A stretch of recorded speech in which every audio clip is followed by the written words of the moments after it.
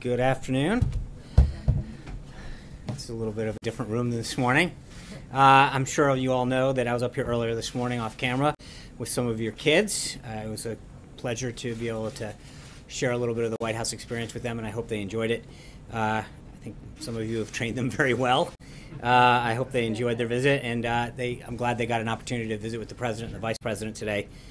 We have a bunch to talk about today about what the President's been doing, and he's got an executive order coming up, so we're going to try to get through it all.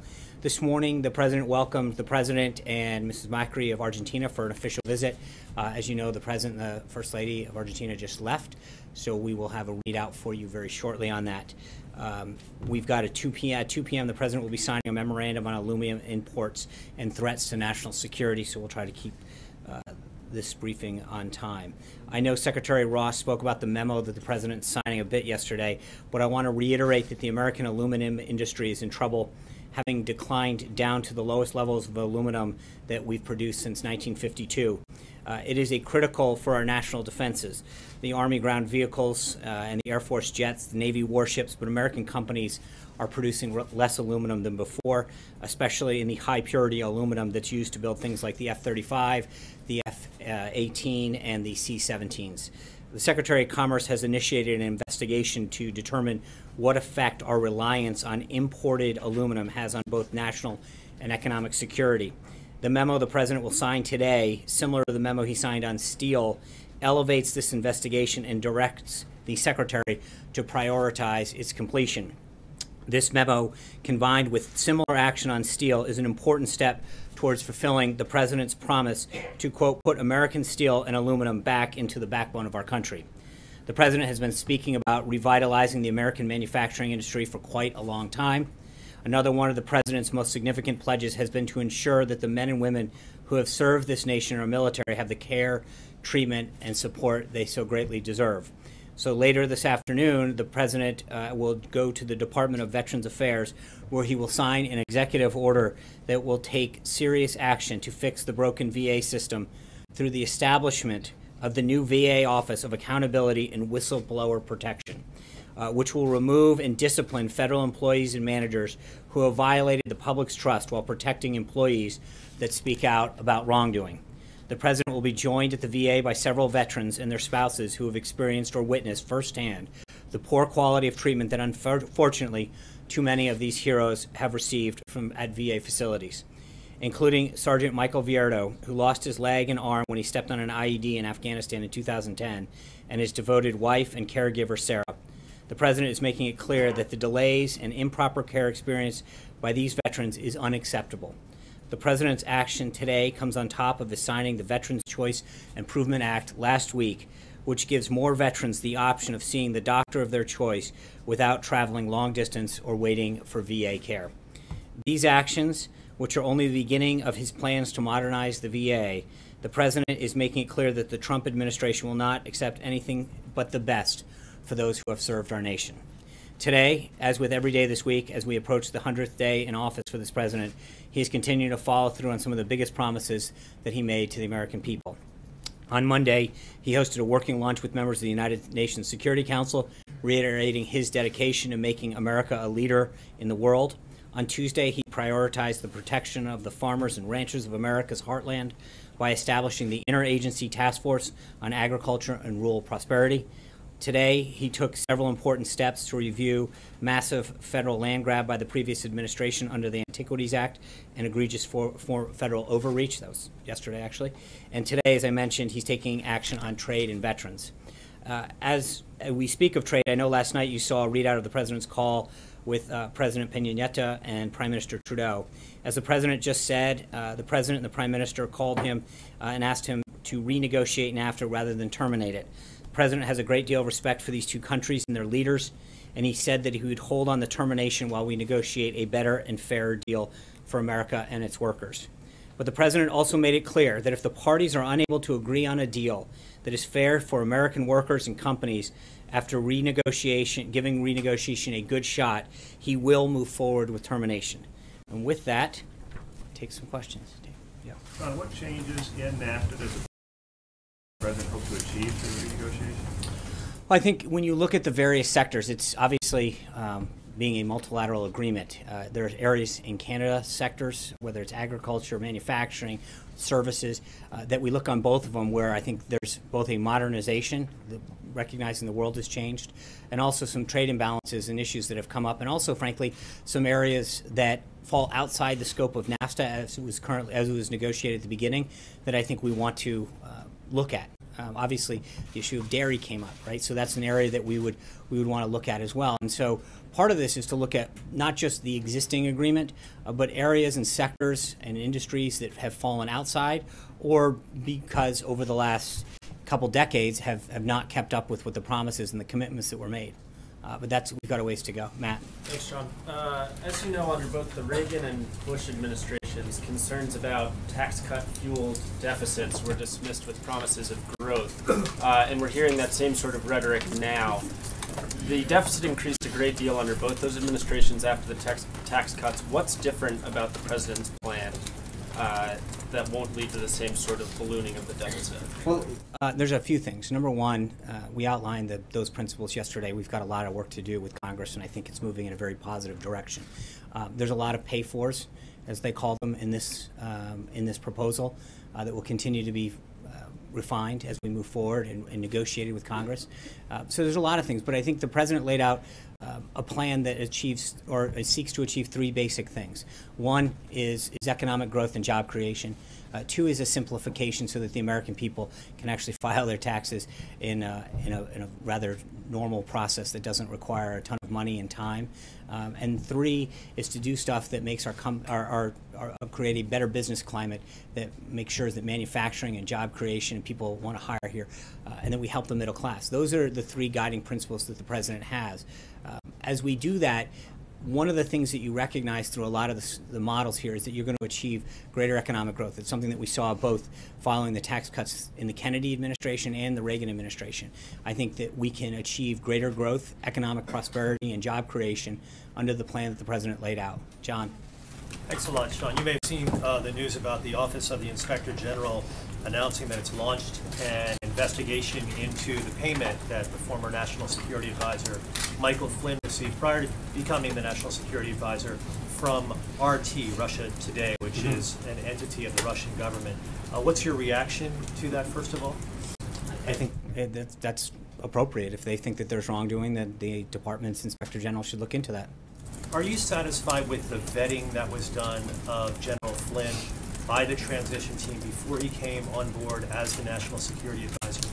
So that's a great question. I appreciate you bringing it up. Let's walk through that for a second. General Flynn was a career military officer who maintained a high-level security clearance throughout his career in the military.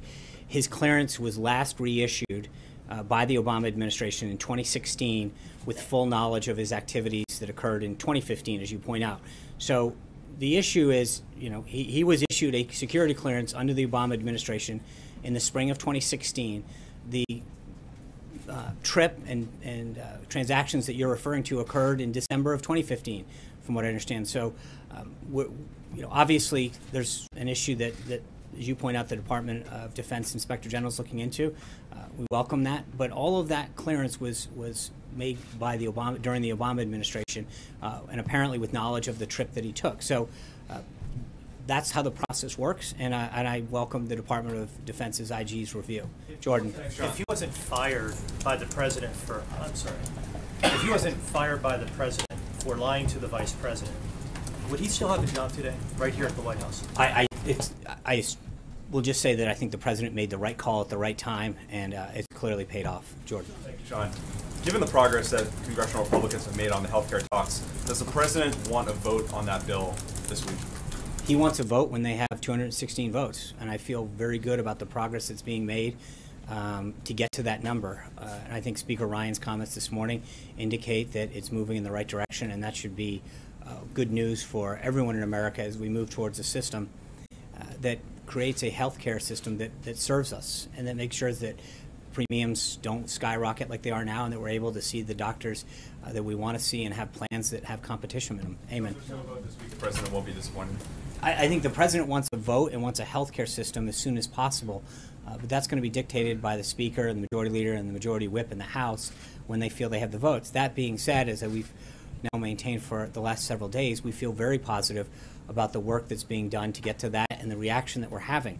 As you recall, there was a lot of members that had initially had some problems, and we're very pleased with the reaction, the public reaction that they are having to what is currently been negotiated, and I think it's only getting bigger, and that's welcome news. Amen. Thanks, John. On the President's tax plan, we've been getting a little bit of mixed signals here on exactly what his vision is in terms of retirement savings. Can you lay out what the President's vision is for 401ks and particularly tax deductions surrounding those? Does the President imagine removing those deductions entirely along with the other deductions, or is he going to protect those?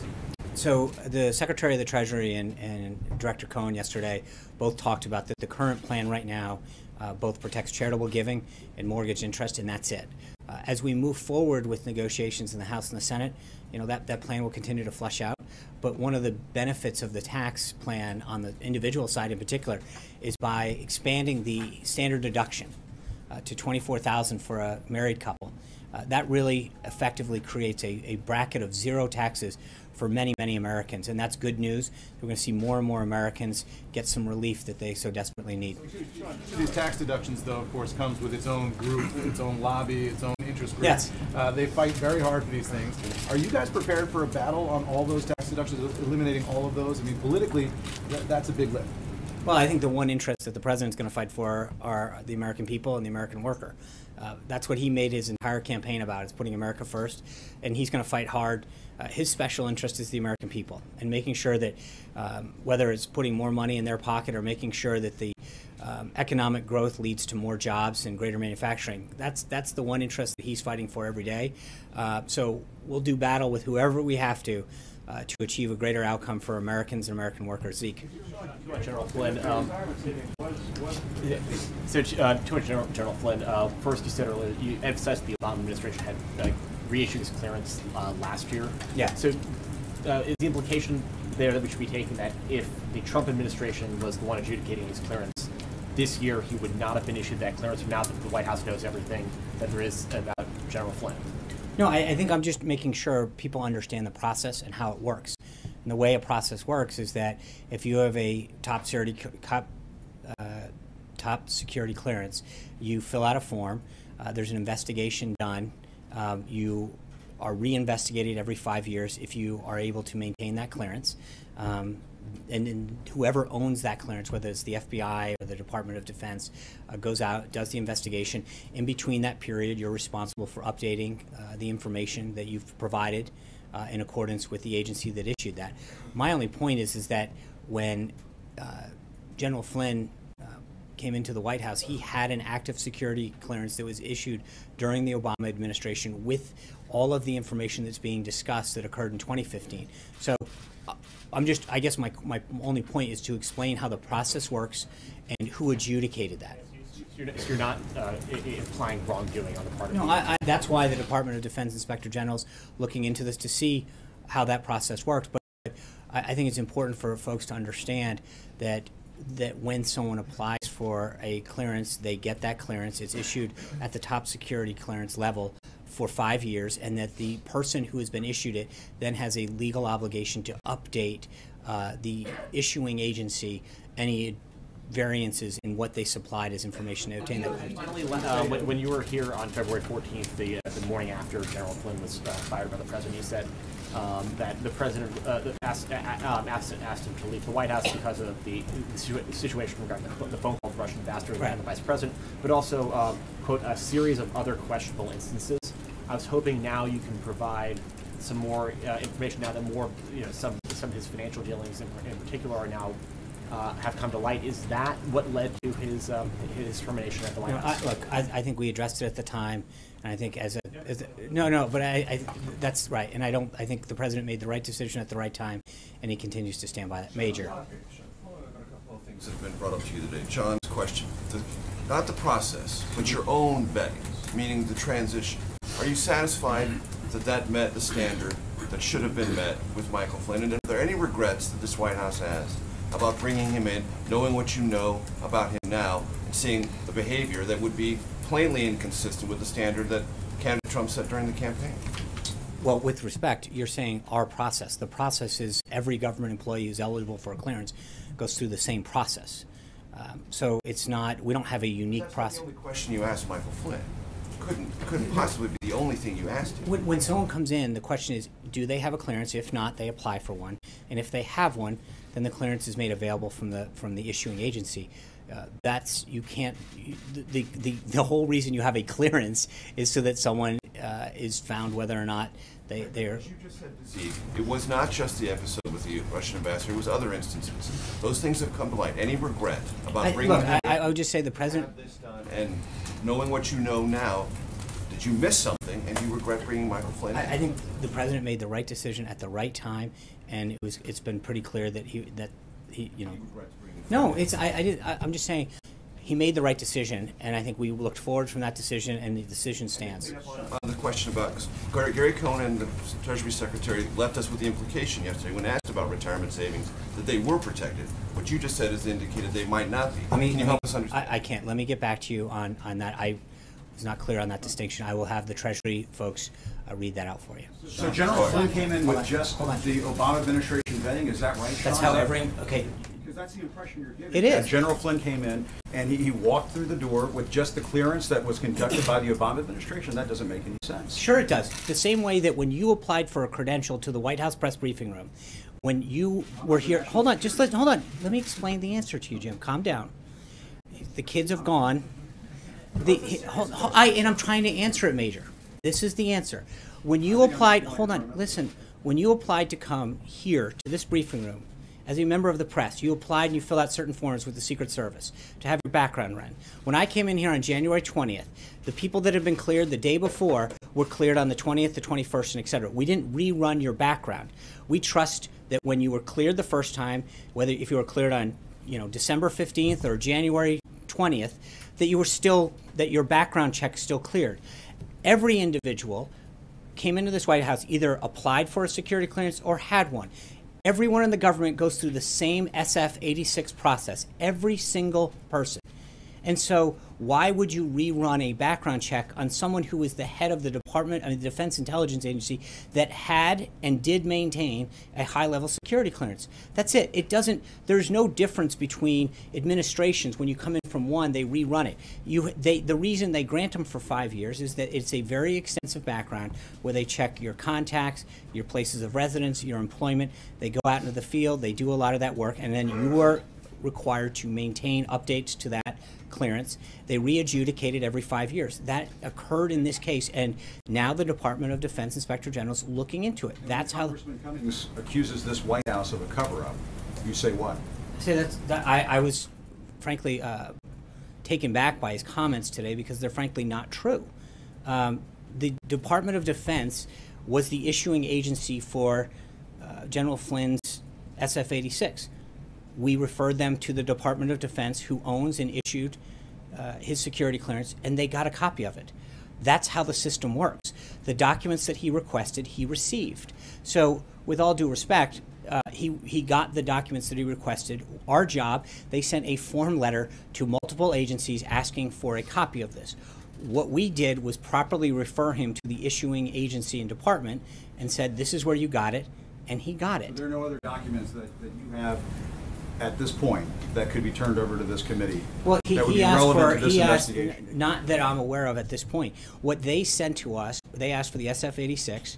That we referred them to the Department of Defense. That's great. 2 is they asked for a contract, all copies of his speaking engagements from a speakers bureau. I believe he was referred to the Speakers Bureau for those contracts. And 3 is they asked for all foreign contacts that he may or may not have had. Since the incident occurred that they're questioning before his employment of the White House, I think we've complied with every document that they've looked for. Excellent. Caitlin. Thank you. 2 questions. 1, does the president still feel that Mike Flynn should seek immunity? I think Mike Flynn should do what his counsel advises him best to do. What does the president? I have not asked him, but I believe that General Flynn should do what his counsel advises him to do. Adam. Secondly, yeah. The president said he wants to start renegotiating NAFTA as soon as today. That's Has right. he notified Congress about that yet? We've been in communication with Congress for a while on this. Yes. Adam. Thank you, Sean. The president tweeted this morning about Puerto Rico. They're going to begin defaulting on their debt May 1st Right. without some kind of solution. There are millions of investors in the United States, senior citizens, who may not be aware that they hold funds within muni bond mutual funds that expose them to a default in Puerto Rico. Is there anything the White House should do or the administration can do, one, to safeguard those senior citizens and their investments, and two, to prevent an increase in cost to states and municipalities that may have to pay more to borrow when they access the muni bond market if Puerto Rico defaults? Right. I think there's the issue itself is extremely complicated in the sense that the president's tweet and the president's discussion revolves around the continuing resolution to fund our government. Our government needs to be a continuing resolution effective this Friday. The president has done everything possible, worked extremely hard with Congress to ensure that we maintain the government open, keep the government open. The Democrats at the last minute have come in and thrown a lot of monkey wrenches into the ability for this to get done, despite the president doing everything that he can to show good faith to keep this going. So it's not just a question of they keep moving the goalpost. And the issue right now is to make sure that we do what's in the best interest of this country and our people by keeping the government open. That's the issue at hand right now, not a question of whether or not that can be dealt with. There are ways that issue can be dealt with, but throwing in it at the last minute and trying to gum up keeping the government open is probably not the most effective way. The CR is different, but Puerto Rico defaults with or without the CR. Is the administration working with Puerto Rico? And I think that is a separate issue that needs to be addressed by Congress in terms of how it gets done. I think that the method right now is to make sure that we do everything in our power to keep the government open effective Friday. George. As the tax plan evolves and we start to get details, do you believe it is a fair question for anyone to ask how that plan personally affects the president and his family? I think the president's plan right now is something that every American should worry, hopefully, about how it's going to affect them. And I think when you look at the ways that this is going to benefit middle-class Americans, middle-income working Americans, grow businesses, that should be, and I think, frankly, that is the concern of most Americans out there. They're worried about their job. They're worried about whether their company's growing and expanding. They're worried about whether or not they're saving enough money and how much they're paying in taxes. And I think what the president's #1 goal right now is to provide middle-income and lower-income tax relief to Americans. And that's what his goal is, and I think that's frankly what most Americans' goal is. Cecilia. But is it a fair question to ask? That's up to every individual to ask, but I would guess that most Americans would applaud what the president's doing to spur economic growth and job creation in this country. Cecilia. If middle-income Americans should feel empowered to ask how this plan affects them, why is it that Secretary Mnuchin today could not guarantee that no one in the middle class will pay more under this proposal? I think everyone in the middle class should know that this president's plan is going to make sure that they have more in their pocket. So there is a guarantee from the White House. That's the position of the White House right now. That the position of the White House is that the goal of this of this president's tax plan is to provide them and lower income people with more money in their pocket and a tax cut. Yes. Thank you guys very much. I look forward to seeing you at the signing. 100 days, you're going to do 10 minutes?